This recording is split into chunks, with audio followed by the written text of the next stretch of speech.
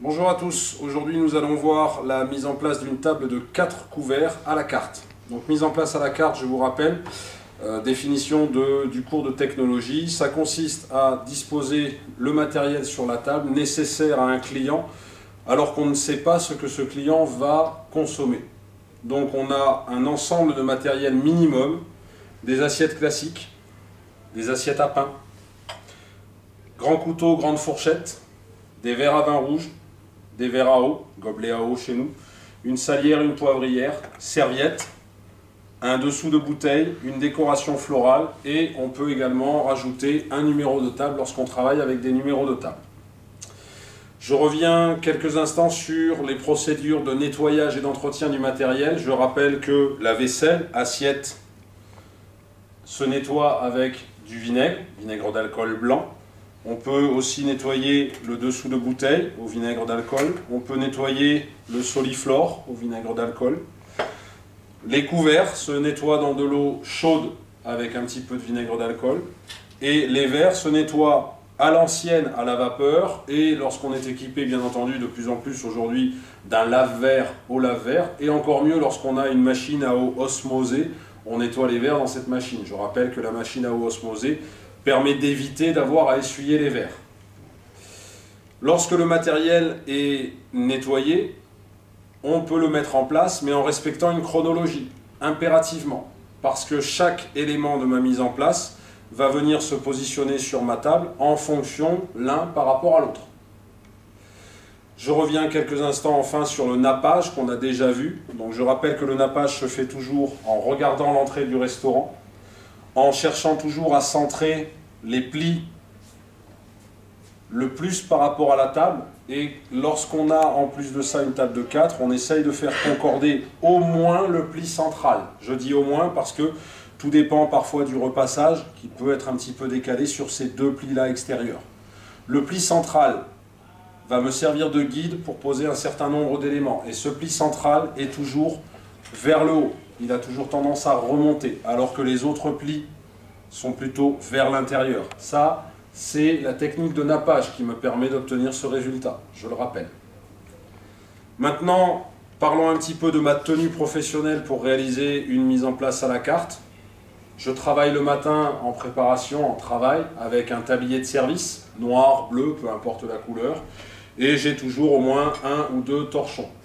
Je préconise plutôt 2 torchons, un qui est imbibé de vinaigre pour les assiettes et l'autre, le reste du matériel qui a été nettoyé au vinaigre, et un qui est simplement un petit peu, on va dire, imbibé, mais pas trop, parce que sinon on ne va pas pouvoir réessuyer les verres le cas échéant, mais sans vinaigre en tout cas, pour ne pas que nos verres sentent le vinaigre.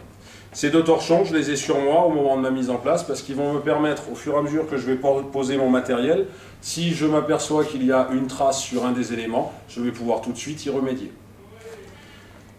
Je commence donc ma mise en place après avoir fait mon nappage par aligner mes tables et mes chaises les unes par rapport aux autres et en m'assurant que je vais pouvoir travailler durant mon service. C'est-à-dire qu'entre chaque table, je vais m'assurer de pouvoir passer dans le couloir. Je positionne toujours la chaise, je le rappelle, à l'aplomb de la nappe. Ça me permet d'envisager le dégagement maximum nécessaire à un client. Et maintenant, je peux mettre en place mes assiettes. Lorsque mes assiettes sont nettoyées, je les transporte de la manière suivante, sur ma main gauche puisque je suis droitier, et je vais me mettre derrière la chaise du client pour positionner mon assiette au centre, en respectant chez nous notre sérigraphie 1 en haut, 2 en bas au niveau du relief, mais lorsqu'on a un logo sur une assiette, généralement le logo vient en haut. Je pose mon assiette et avec le dos de la main simplement, je pousse celle-ci en m'assurant d'être à peu près à 1 cm du bord de la table. Je passe derrière la chaise suivante, même principe, je pose mon assiette, je pousse, je vérifie à peu près 1 cm. Je passe derrière la chaise suivante, je pousse, je vérifie à peu près 1 cm. Et enfin ma dernière assiette. Et donc vous avez constaté que mes assiettes viennent se positionner par rapport à mon pli central, mais aussi par rapport à mes chaises. Ça permet une symétrie absolue. Maintenant que mes assiettes sont mises, je vais pouvoir mettre soit mon couteau, soit ma fourchette. Procédure de transport. Soit je décide de travailler directement avec mes couverts dans un torchon. Ça me permet, le cas échéant, je répète, de passer un petit coup de chiffon si je constate qu'il y a une trace. Soit sur une assiette de transport. Mais en aucun cas, je ne transporte des couverts sur un plateau à verre. Puisqu'un plateau à verre, comme son nom l'indique, est destiné à transporter des verres. Mon couteau vient à droite, à peu près à 1 cm du bord de l'assiette, et sur le même niveau que le bas de celle-ci. Ma fourchette vient à gauche, même principe, à peu près 1 cm du bord de l'assiette, et sur le même niveau que le bas de mon assiette. Et ainsi de suite. Les premières fois, la mise en place, on a tendance à être très long, parce qu'on veut à tout prix bien aligner le matériel, et donc on vérifie, et on perd du temps. Au fur et à mesure de l'apprentissage, on gagne en rapidité, mais surtout on comprend que lorsque les gestes sont assurés, on arrive quasi immédiatement à une symétrie parfaite, et de toute façon, si ça n'est pas le cas, c'est une fois que ma mise en place sera terminée, que je vais me positionner d'une certaine manière par rapport à ma table pour vérifier l'alignement et la symétrie des différents matériels. Mes assiettes à pain, même principe de transport que la pile d'assiettes classique. Et là, plusieurs solutions pour l'assiette à pain. Soit je la mets sur le même niveau haut que l'assiette, soit dans certains cas, on va la trouver en haut des dents de la fourchette, ou au niveau des dents de la fourchette. Chez nous, nous préférons mettre l'assiette comme ceci, sur le haut de l'assiette, toujours en respectant la sérigraphie, 1 en haut, 2 en bas, à peu près à 1 cm à gauche de ma fourchette de mise en place. Je rappelle que nous faisons des mises en place pour droitier, et on considère qu'un droitier naturel va saisir le pain de la main gauche pour le rompre de la main droite. C'est pour cela que l'assiette à pain doit être à gauche.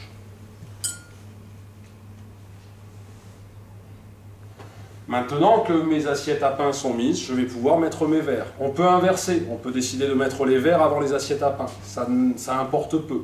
Ce qui est important, c'est que je ne peux pas mettre mon assiette à pain ou mes verres tant que mes couverts n'y sont pas. Pour les verres, plateau à verre bien entendu.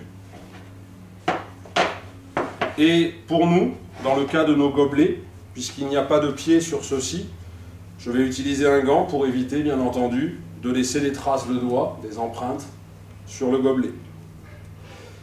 Au niveau du transport des verres, au même titre que je ne marche pas sur la tête, les verres doivent être transportés sur le pied. Au niveau du chargement du plateau, je le rappelle, on répartit équitablement la charge de façon à avoir un équilibre.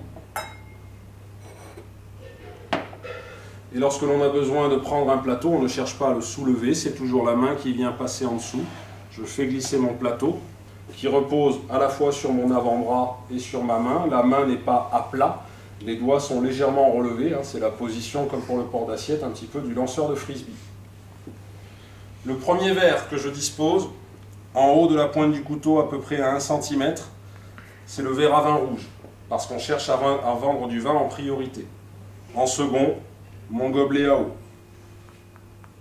en cherchant à suivre une ligne un petit peu inclinée.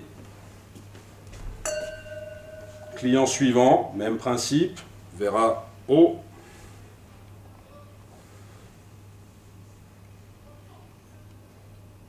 Pardon, petite erreur de ma part. Au même titre qu'on ne transporte pas les verres à l'envers, en revanche, on les met à l'envers en mise en place, on les retournera au moment où on va commencer notre service, c'est-à-dire juste avant l'arrivée des clients. On fait cela pour éviter que de la poussière ne se dépose éventuellement dans les verres.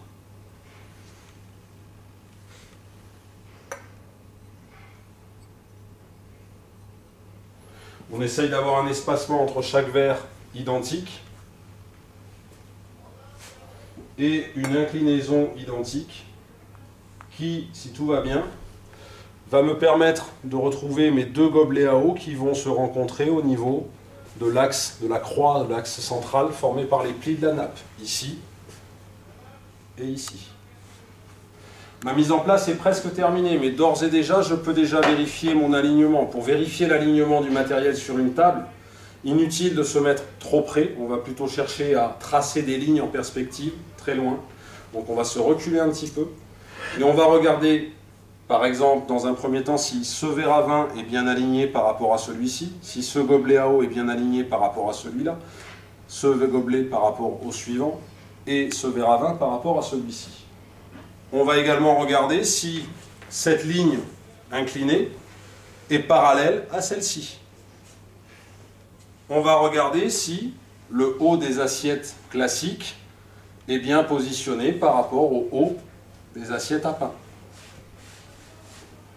Enfin, pour les couverts, on va vérifier si le couteau est positionné bien droit par rapport à la fourchette et si au niveau de la base de mes couverts, ils sont tous sur la même ligne. Et je répète, vous ne pourrez voir s'il y a un léger décalage qu'en vous reculant. Plus vous allez vous reculer, plus vous allez chercher à tracer des lignes loin, plus s'il y a 1 millimètre de décalage, vous allez voir votre ligne se resserrer. C'est de la perspective. Il me reste à mettre mes éléments de finition de mise en place, de décor ou autre. Mes ménages, sel, poivre. Le sel toujours rempli à ras-bord, je vous le rappelle, ainsi que le poivre. Le client, lorsqu'il arrive sur la table, doit être le premier à se servir de cette salière et de cette poivrière. Il est d'usage de mettre le sel vers l'entrée du restaurant, toujours. Et nous préférons, nous, les mettre du côté du guéridon, le sel et le poivre. La décoration florale va pouvoir, sur une table de 4, se positionner ici. Et je suis sur l'axe central des plis de ma nappe. Mon sel et mon poivre de chaque côté du pli central. Ma décoration florale au milieu de mon pli central. Il me reste mon dessous de bouteille, mon dessous de carafe, que je vais positionner d'un côté ou de l'autre, là où j'ai le plus de place. Toujours pareil, sur l'axe central du pli de la nappe. On pourrait imaginer, l'idéal serait de le mettre, si on avait une table de 4 d'un seul tenant, c'est-à-dire un mobilier de 4 personnes, mon dessous de bouteille, il viendrait ici, mon dessous de carafe ou dessous de bouteille. Pile au centre. Maintenant, dans le cas d'une table de 2 couverts, on va décaler un petit peu. Le dessous de carafe, on va pouvoir le positionner ici, et donc ça suppose qu'on va être obligé de bouger un petit peu notre mise en place pour faire passer celui-ci. Et la décoration florale au centre. Personnellement, je n'aime pas cette solution, parce que ça éloigne les 2 clients que j'ai ici de mon dessous de bouteille. Sur la table de 4, je veux dire. On ne fait pas comme ça. Sur la table de 2, vous pouvez faire comme ça. Donc sur la table de 4, le dessous de bouteille, le dessous de carafe, au centre, le plus possible. Ma décoration florale au centre. Il me reste à mettre mes serviettes, qui chez nous, pas de pliage, je le rappelle. Sur le plan de l'hygiène, on n'aime pas trop les manipulations de serviettes, donc des pliages spécifiques. Néanmoins, on peut envisager de faire un pliage spécifique, mais auquel cas, il serait plutôt préférable d'utiliser des gants le jour de l'examen, pour prouver au jury qu'on est conscient des normes d'hygiène concernant la manipulation du linge. Ma serviette, chez nous, on la plie simplement en 2, de façon à ce que le client l'ouvre comme si c'était un livre. Et on va la disposer dans l'assiette avec une légère inclinaison, mais pas une inclinaison qui suit l'inclinaison des verres, pour casser un petit peu ce côté linéaire.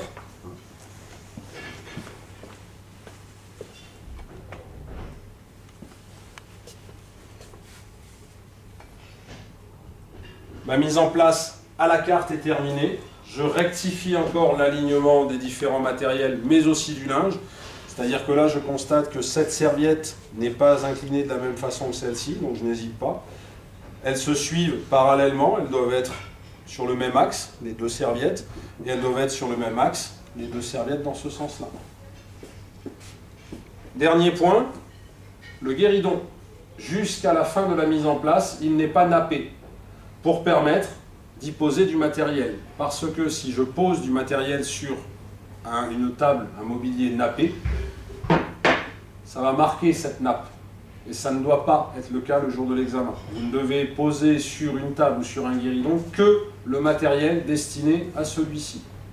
Et donc lorsque j'ai terminé ma mise en place, et avant de partir aux arrières m'occuper de tout le reste du matériel, je vais pouvoir napper mon guéridon et disposer, je vous le rappelle pour nous, une assiette à pain, un dessous de bouteille pour le vin rouge, et une autre assiette à pain pour les déchets, capsules, bouchons ou autres déchets qu'on pourrait avoir éventuellement à se débarrasser au fur et à mesure du service. Je reviens sur la chronologie de la mise en place. Il est essentiel le jour de l'examen de faire en premier le nettoyage, l'entretien et la mise en place du matériel destiné à votre table, et ensuite de passer aux arrières pour nettoyer tout le reste du matériel, c'est-à-dire les assiettes destinées à la table chaude, les couverts destinés à la console, les assiettes destinées à la zone froide ou à la pâtisserie éventuellement. Tout le reste du matériel n'est nettoyé qu'une fois votre mise en place à la carte réalisée.